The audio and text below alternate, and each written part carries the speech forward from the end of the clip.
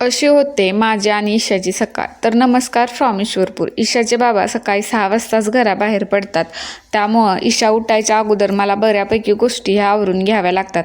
आता जर त्या आवरल्या नाहीत तर माझी पण दिवसभर चिडचिड होते आणि तिची पण दिवसभर चिडचिड होते. त्यामुळं ती उठायच्या अगोदर मी बऱ्यापैकी गोष्टी आवरून घेत असते. आता ती उठायच्या अगोदर माझी अंघोळ, त्यानंतर जेवण आणि माझं किचनमधलं आणि बेडरूममधलं बऱ्यापैकी सगळं आवरून झालेलं.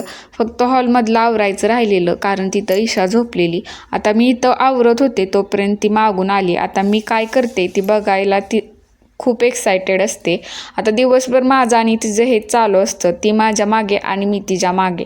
आता मी इथं हॉलमधला आवरला आणि मी हॉलमधला आवरते तोपर्यंत तिनं बेडरूममध्ये जाऊन पसारा घातला.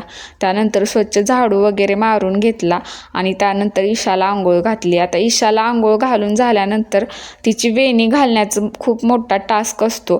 ती शांतच बसत नाही, त्यामुळे तिच्या हातात मला काहीतरी द्यायला लागतं आणि त्यानंतर मग मी वेणी घातली.